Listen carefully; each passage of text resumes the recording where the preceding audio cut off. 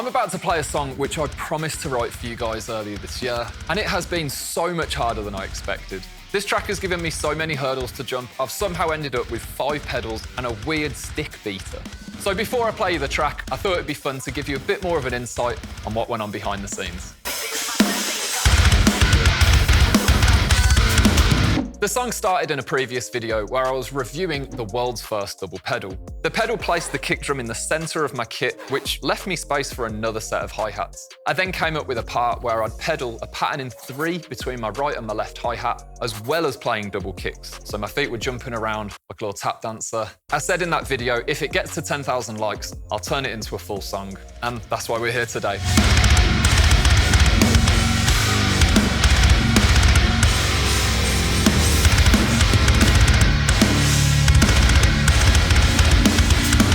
So how did I end up with 5 pedals? Well, it was actually a solution to a problem, which was a solution to a problem, which was a solution to another problem. And that first problem was the fact that I don't have the world's first double pedal anymore, and there is no room for another hi-hat stand. So I actually rang DW and I said, do you have any ideas? And they said, we do these remote cable hi-hat stands. So they sent me one over and I put it on the kit to realize it's not gonna work.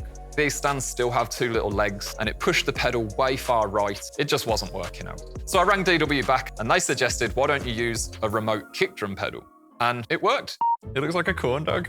I didn't use a beater because I thought the beater sounded really bad, but obviously I think a stick sounds good. So I just cut a stick up and cut a beater up and glued them together.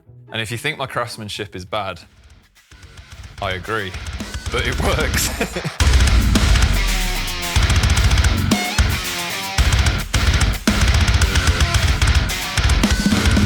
This is where things got interesting because this actually solved a different problem which I had.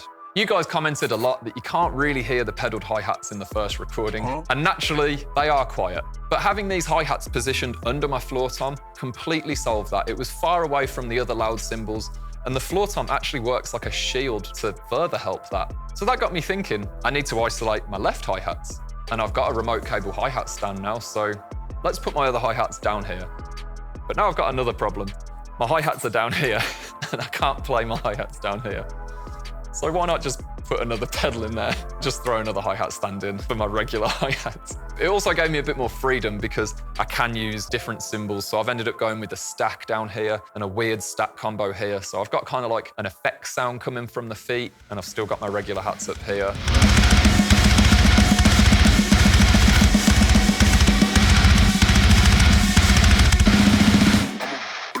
It was a nightmare to write. The first idea that we came up with, we just wanted it to be exciting, so we threw everything at it. Within that 30-second clip, there's a metric modulation, there's crazy guitar pinch squeals, and it's just wild. But when you try and turn that into a full song, it is incredibly difficult. It's almost like we had bookends either side of the idea. So we ended up having to sort of rewrite the intro. We kept the hi-hat pattern, we kept similar rhythms, we kept some of the squeals and the spirit of it alive, but we had to give it a theme. And after we found that theme, we started to fly.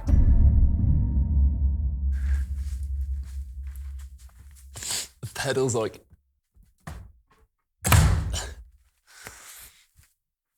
My 9000 series pedals were so smooth that the pedal board would flip up on itself and get jammed. I actually tried wrapping string around the pedal board, but the string just snapped. I tried lowering the pedal boards as low as they go, but they were still folding back. The only thing I could think of doing now was taking the pedal apart and just wiping off all the grease and all the oil that's in the pedal. And that actually worked. It actually sounds worse than the world's first double pedal did when we got that. Obviously, as a result of that, my pedal feels like dog shit right now.